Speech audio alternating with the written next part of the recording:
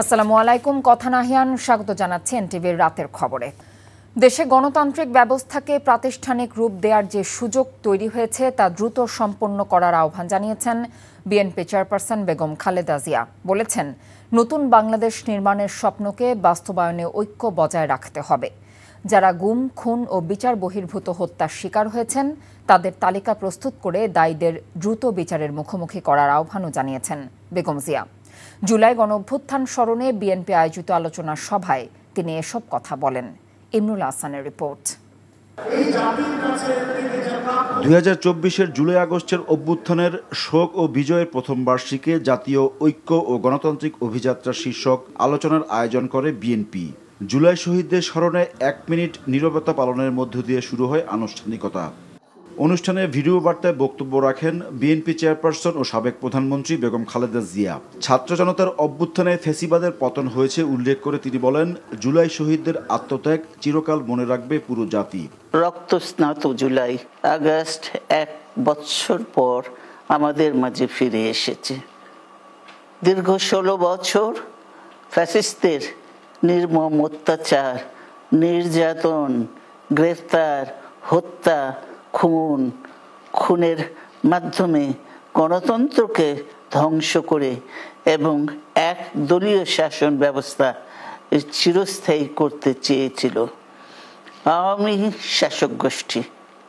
ছাত্র জনতার সম্মিলিত অভ্যুত্থানের মধ্যে দিয়ে ফ্যাসিবাদদের পতন ঘটেছে।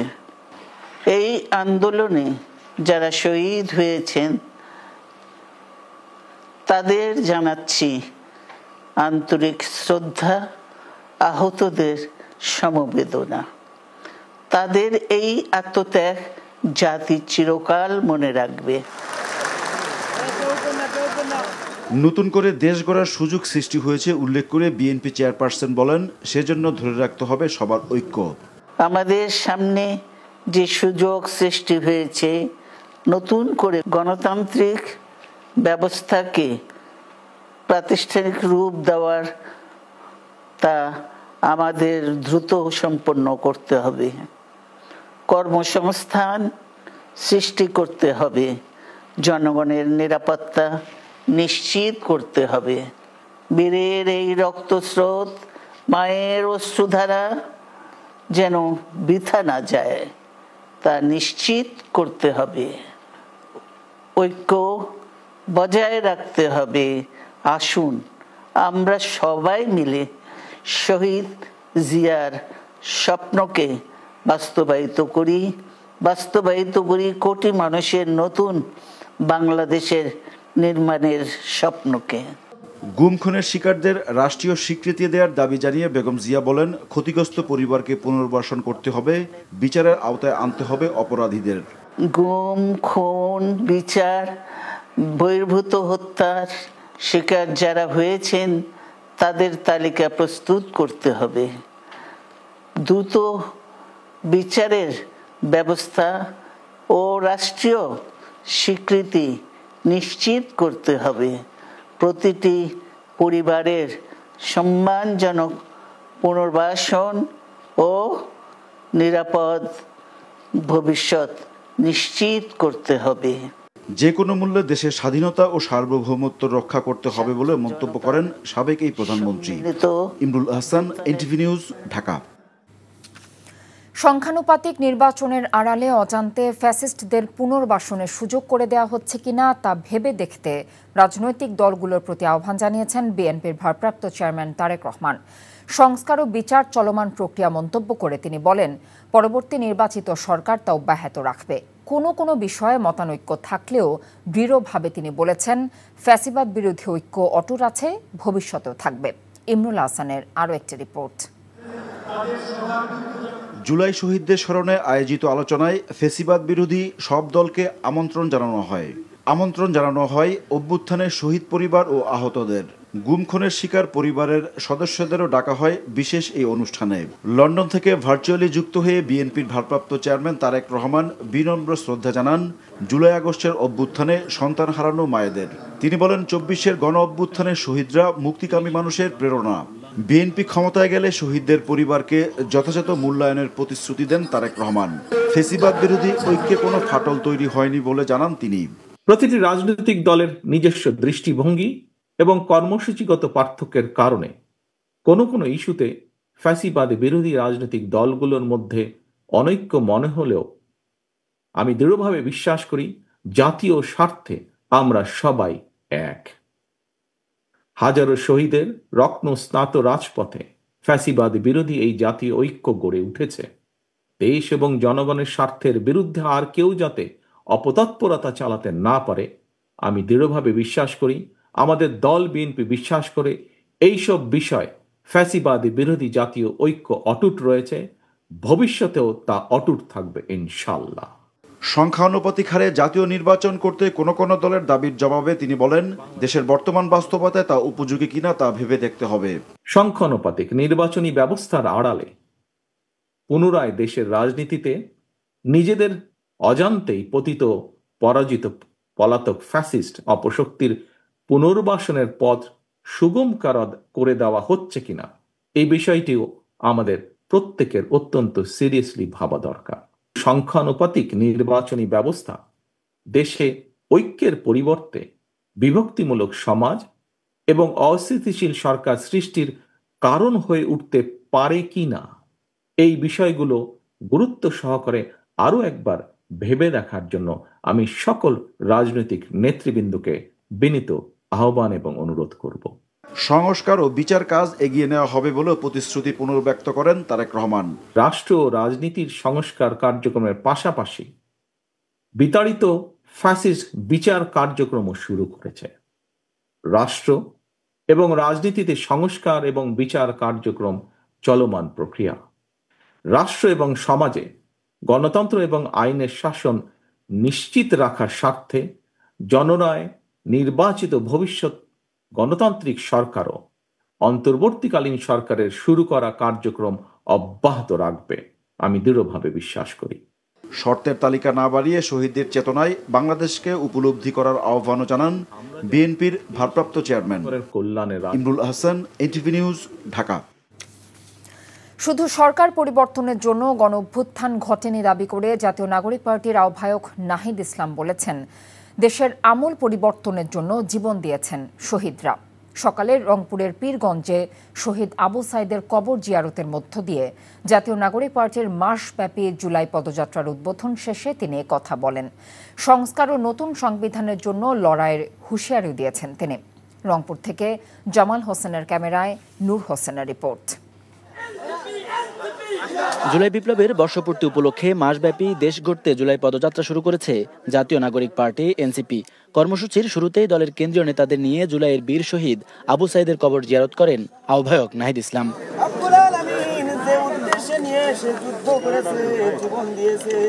জিয়ারত শেষে আবু সাইদের পরিবারের সঙ্গে সাক্ষাৎ করেন এনসিপির নেতাকর্মীরা। এ সময় বিচার ও দেশ পরিবর্তনে সরকারের দুর্বলতায় ক্ষোভ জানান শহীদের পিতা।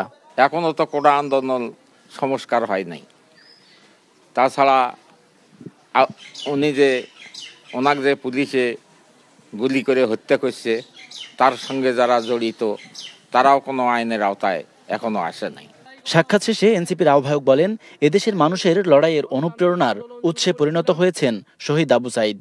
আবু সাইদ যেভাবে পুলিশের বুলেটের সামনে বুক চিতিয়ে দাঁড়িয়েছিল সেটাই জুলাই গণঅভ্যুত্থানে আমাদের অনুপ্রেরণা ছিল। জুলাই ঘোষণাপত্র সহ সংস্কার বাস্তবায়নে টালবাহানা হলে ছাত্র জনতাকে নিয়ে তা প্রতিহতের হুঁশিয়ারিও দেন এনসিপির নেতারা। জুলাই ঘোষণাপত্র এবং জুলাই সনদ নিয়ে টালবাহানা শুরু হয়েছে। আমরা স্পষ্টভাবে হুঁশিয়ারি দিতে চাই, যদি আপনারা মনে করে থাকেন, যদি সরকার বা অন্য কেউ মনে করে থাকে যে এই যে হাজারো লক্ষ মানুষ যারা রাজপথে নেমে এসেছিল তারা ঘরে ফিরে গিয়েছে, তাহলে আপনারা ভুল ভাবছেন। আবু সাইদের কবর এমন এক জায়গা যেখানে আমরা দ্রোহের শক্তি পাই। আবু সাইদের কবর এমন এক জায়গা যেখান থেকে গোটা বাংলাদেশকে আমরা বিনির্মাণ করার সুযোগ পাই, শক্তি পাই। শহীদ আবু সাইদের কবর জিয়ারতের মধ্য দিয়ে নতুন বাংলাদেশ বিনির্মাণের নবযাত্রা শপথ করছেন জাতীয় নাগরিক পার্টির কেন্দ্রীয় নেতারা। তাদের প্রত্যাশা, বিচার ও সংস্কার কাজ সম্পন্ন করে নতুন বাংলাদেশের ভিত গড়ে যাবে অন্তর্বর্তী সরকার। পদযাত্রা থেকে উত্তরবঙ্গের বৈষম্য কমাতে সরকারকে কার্যকর উদ্যোগ নেওয়ার আহ্বান জানান নেতারা। নতুন বন্দোবস্তের বাংলাদেশ বিনির্মাণে মৌলিক সংস্কারের প্রশ্নে যে টালবাহানা শুরু হয়েছে গুটি কতক দল মৌলিক সংস্কারের বিপক্ষে অবস্থান নিয়েছে। রংপুরের মানুষ রাজপথ দখলে নিয়ে তাদেরকে প্রতিহত করবে। এনসিপির নীতি নির্ধারকদের প্রত্যাশা পদযাত্রার মাধ্যমে দেশের প্রতিটি জনপদে পৌঁছে জনগণের মতামত নিয়ে প্রণয়ন করা হবে এনসিপির ইশতেহার। নূর হোসেন, এনটিভি নিউজ, রংপুর। রাষ্ট্রদ্রোহ ও অন্যায় প্রভাব খাটিয়ে প্রহসনের নির্বাচন দেওয়ার অভিযোগে গ্রেফতার সাবেক প্রধান নির্বাচন কমিশনার KM নুরুল হুদা দায় স্বীকার করে আদালতে স্বীকারোক্তিমূলক জবানবন্দি দিয়েছেন। আজ এই মামলায় দুদফায় ৮ দিনের রিমান্ড শেষে তাকে আদালতে হাজির করা হয়। এ সময় তিনি স্বেচ্ছায় ফৌজদারি কার্যবিধির ১৬৪ ধারায় স্বীকারোক্তিমূলক জবানবন্দি দিতে সম্মত হলে তদন্ত কর্মকর্তা তার রেকর্ড করার আবেদন করেন। তদন্ত কর্মকর্তার আবেদনের পরিপ্রেক্ষিতে ঢাকার অতিরিক্ত chief metropolitan magistrate Mohammad Ziadur Rahman তার জবানবন্দি রেকর্ড করেন। পরে তাকে কারাগারে পাঠানো হয়। আওয়ামী লীগ আমলে অনুষ্ঠিত ৩টি জাতীয় নির্বাচনে অনিয়ম কারচুপির অভিযোগে ক্ষমতাচ্যুত প্রধানমন্ত্রী শেখ হাসিনা ও সাবেক ৩ প্রধান নির্বাচন কমিশনারকে আসামি করে গত ২২শে জুন রাজধানীর শেরে বাংলা নগর থানায় মামলা করে বিএনপি। ঐক্য গণতন্ত্রের প্রশ্নে কোনো আপোষ নেই বলে মন্তব্য করেছেন বিএনপি মহাসচিব মির্জা ফখরুল ইসলাম আলমগীর। মহাসচিব বলেন, বিএনপি সংস্কার চায় না বলে দোষারোপ করা হচ্ছে, বরং বিএনপি সংস্কারের জন্য সবার আগে ৩১ দফা সংস্কার কর্মসূচি ঘোষণা করেছে। আর জুলাই অভ্যুত্থানে নিহতের স্বজন ও আহতদের দাবি সুষ্ঠু বিচার পাবেন তারা। ইফতেখার রেজার রিপোর্ট। জুলাই আগস্ট গণ অভ্যুত্থানের শোক ও বিজয়ের প্রথম বর্ষপূর্তিতে জুলাই আন্দোলনে শহীদ পরিবারের সদস্যদের সম্মানে রাজধানীর বাংলাদেশ চীন মৈত্রী সম্মেলন কেন্দ্রে আলোচনা সভা ও বিশেষ অনুষ্ঠানের আয়োজন করে বিএনপি। অভ্যুত্থানে শহীদ স্বজন ও আহত ব্যক্তিরা তুলে ধরেন তাদের ভয়াবহ অভিজ্ঞতার কথা। জুলাইয়ে আরো যারা শহীদ হয়েছেন তাদের প্রত্যেকটা হত্যার বিচার আমরা চাই। আমার বাবা কত কষ্ট করে আমার নামটা লিখছে, হয়তো আমার বাবার অনেক কষ্ট হয়েছে ওই নামটা লিখতে। আয়না ঘরের অনেক লেখা ওগুলো সব মুছে ফেলছে। স্বৈরাচার সরকার তো নাই, তাহলে কে মুছবে এগুলো? পতিত স্বৈরাচারের আমলে দীর্ঘদিন যাবৎ গুম হওয়া মানুষকে ফিরে পাবার আকুতি জানান স্বজনরা। তাদেরকে হত্যা করা হয়েছে, এইসব বিচার সহ আগামী দিনে যে সরকার আসবে সেই সরকার এই সব বিচারের দিকে লক্ষ্য রাখবেন।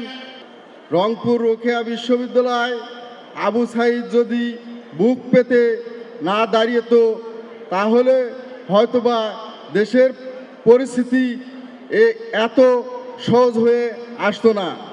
আমি মনে করছিলাম যে আমার ছেলে একটা চলে গেছে, আমি আর ছেলে পাবো না। আমি এখন যদি ঢাকা শহরে আছে আমার 50টা ছেলে হয়, আমি যদি কক্সবাজারে যাই 200 ছেলে হয়। আর বিএনপি মহাসচিব বলেন, নির্বাচনের মাধ্যমে ক্ষমতার পরিবর্তন চাই বিএনপি। ঐক্যের প্রশ্নে আমাদের কোনো আপোষ নেই, আর গণতন্ত্রের প্রশ্নে আমাদের কোনো আপোষ নেই। আমরা খুব পরিষ্কার করে বলতে চাই, বিএনপি আমরা একটা লিবারেল ডেমোক্রেটিক পার্টি। এই লিবারেল ডেমোক্রেটিক পার্টির আমরা গণতন্ত্রের মধ্য দিয়েই, নির্বাচনের মধ্য দিয়েই পরিবর্তনটা চাই। অসংখ্য নেতাকর্মীর ত্যাগের বিনিময়ে একটি নতুন গণতান্ত্রিক বাংলাদেশ বিনির্মাণের সম্ভাবনা তৈরি হয়েছে বলেও মন্তব্য করেন মির্জা ফখরুল।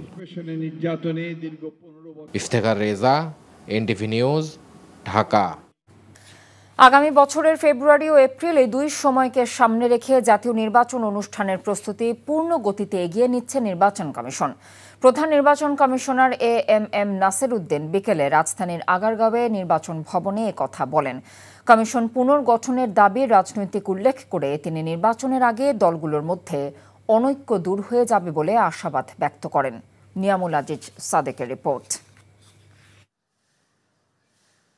ফেব্রুয়ারি বা এপ্রিলের শুরুতে ত্রয়োদশ জাতীয় সংসদ নির্বাচন। সরকারের পক্ষ থেকে জানানো জাতীয় নির্বাচনের এই দুটি সময়কে সামনে রেখে ভোটার তালিকা, দল নিবন্ধন এবং সীমানা পুনর্নির্ধারণের কাজ করছে কমিশন।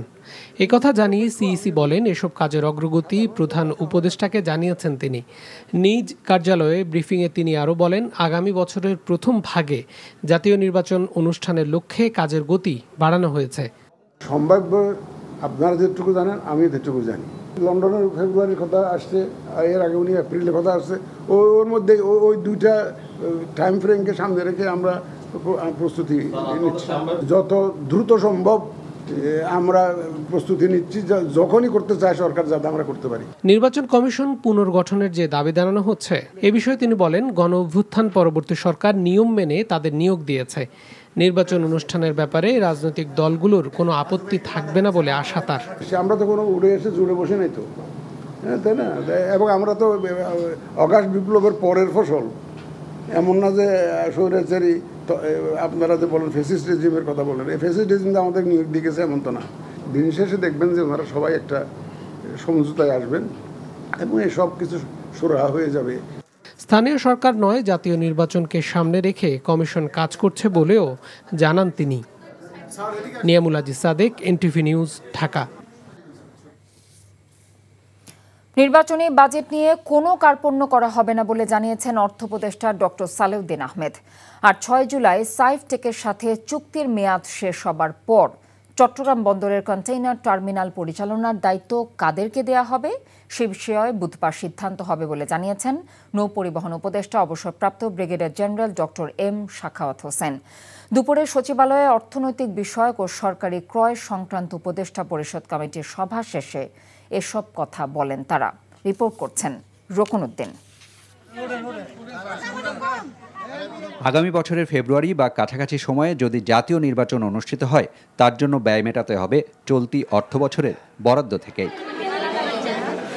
নির্বাচনের জন্য বাজেটে কত বরাদ্দ করা হয়েছে, মঙ্গলবার সচিবালয়ে ক্রয় সংক্রান্ত উপদেষ্টা পরিষদ কমিটির বৈঠক শেষে এ বিষয়ে সাংবাদিকরা জানতে চান অর্থ উপদেষ্টার কাছে। নির্বাচনের জন্য অর্থ যা বরাদ্দ দেওয়া হয়েছে এবং নির্বাচনের যদি অর্থ যা দেওয়া হয় সেটা কোনো আমরা কার্পণ্য করব না। আর চট্টগ্রাম বন্দরের 4টি কন্টেইনার টার্মিনালের সবচেয়ে বড়টি সহ 2টি পরিচালনা করে সাইফটেক লিমিটেড।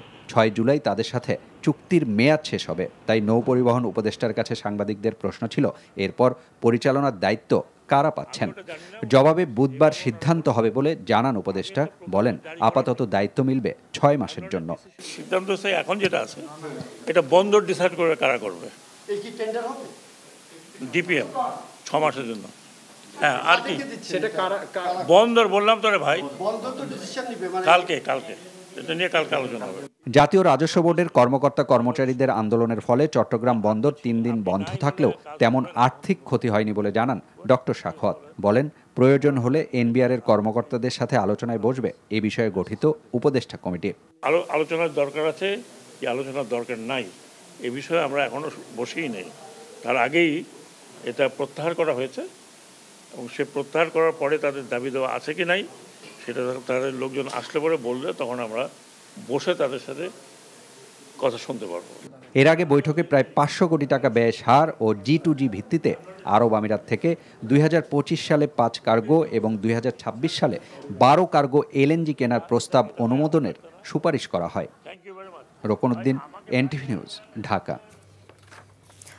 কোন নির্বাচন আগে হবে তা নিয়ে নির্বাচন কমিশনের কথা বলা উচিত নয় বলে মন্তব্য করেছেন জামায়াতে ইসলামের নায়েবে আমির ডক্টর সৈয়দ তাহের আব্দুল্লাহ।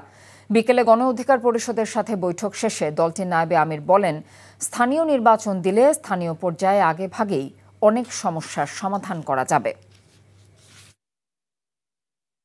এটা নির্বাচন কমিশনের বক্তব্য, কিন্তু আমরা মনে করি এবং দেশবাসীর অধিকাংশ মানুষই এটা আশা করে যে আমাদের স্থানীয় নির্বাচনটি আগে হবে, কারণ মানুষ অনেক সাফার করতেছে, তাদের সাফারিং দূর হওয়া উচিত। অবশ্যই জাতীয় নির্বাচনের আগেই কেয়ারটেকার স্থানীয় নির্বাচন হইতে হবে এবং হওয়ার পরে একই কেয়ারটেকার সরকার দিনে জাতীয় নির্বাচনটি হবে। এ মাসের মধ্যে জুলাই সনদ ঘোষণা না হলে 3 অগাস্ট সচিবালয় ঘেরাওয়ের উদ্দেশ্যে জুলাইয়ের কফিন মার্চ কর্মসূচি ঘোষণা করেছে ইনকিলাব মঞ্চ। বিকেলে জুলাই সনদ ঘোষণার দাবিতে শাহবাগ থেকে ফরেন সার্ভিস একাডেমি অভিমুখী যাত্রা করে ইনকিলাব মঞ্চের নেতাকর্মীরা। পরে প্রধান উপদেষ্টার বাসভবন যমুনার সামনে পৌঁছলে পুলিশ বাধা দেয়। সেখানে নতুন কর্মসূচি ঘোষণা করেন তারা। ইনকিলাব মঞ্চের মুখপাত্র শরীফ ওসমান হাদি অভিযোগ করেন, জুলাই সনদ নিয়ে রাজনৈতিক দলগুলোর কোনো পদক্ষেপ নেই, তারা নির্বাচন নিয়ে ব্যস্ত। বক্তারা বলেন, এই সরকারকে জুলাই সনদ ও ঘোষণাপত্র দিতে হবে। সরকার ব্যর্থ হলে জুলাইয়ের ছাত্র জনতা তা আদায় করে নেবে।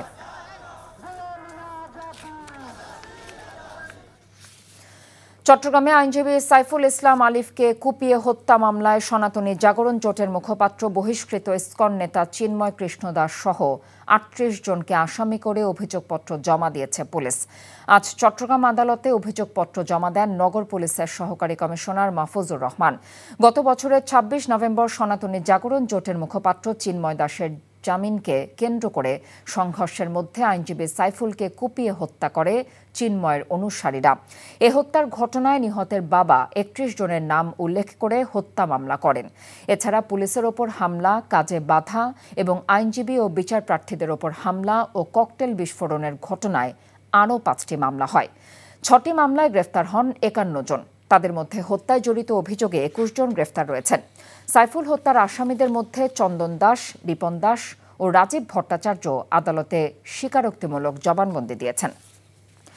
বাগেরহাট জেলা মাধ্যমিক শিক্ষা অফিসের অফিস সহায়ক মোহাম্মদ মনিরুল ইসলামের বিরুদ্ধে দুর্নীতির অভিযোগ তুলে তার বিরুদ্ধে ব্যবস্থা নেওয়ার দাবিতে মানববন্ধন করেছেন শিক্ষকরা। বিভিন্ন স্থান থেকে আসা মাধ্যমিক স্কুলের শিক্ষকরা দুপুরে বাগেরহাট প্রেসক্লাবের সামনে মানববন্ধন করেন। এ সময় বক্তারা বলেন, মাধ্যমিক মোরেলগঞ্জ উপজেলার সাঙ্কিভাঙা গ্রামের বাসিন্দা মনিরুল ২০০৪ সালে বাগেরহাট সরকারি বালক বিদ্যালয়ে ১৫০০ টাকা বেতনে দারোয়ান হিসেবে চাকরি শুরু করেন। এরপর বদলি হয়ে ২০০৬ সালে জেলা শিক্ষা অফিসে যোগ দেন। অভিযোগ রয়েছে, এই অফিসে দীর্ঘদিন থেকে কর্মকর্তা ও শিক্ষকদের ওপর প্রভাব তৈরি করেছেন মনিরুল। অবৈধভাবে তিনি কয়েক কোটি টাকার সম্পদ করেছেন। তবে মনিরুল ইসলাম দাবি করেন, চাকরির পাশাপাশি পৈতৃক জমিতে চাষাবাদ এবং কঠোর পরিশ্রমী তার সম্পদের উৎস। এদিকে লিখিত অভিযোগ পেলে তদন্ত সাপেক্ষে ব্যবস্থা নেওয়ার কথা জানিয়েছেন বাগেরহাট জেলার শিক্ষা অফিসার এস.এম. সাইদুর ইসলাম। এই ছিল এনটিভির রাতের খবরে। এই খবরের ভিডিও সহ আপডেট জানতে ভিজিট করুন এনটিভি অনলাইন www.ntvbd.com। এছাড়াও এনটিভির জনপ্রিয় সব অনুষ্ঠান এবং খবরের আপডেট জানতে ভিজিট করুন আমাদের ইউটিউব এবং ভেরিফাইড ফেসবুক পেজ। রাত ১টায় মধ্যরাতের খবর দেখার আমন্ত্রণ রইল। এতক্ষণ সাথে থাকার জন্য ধন্যবাদ সবাইকে।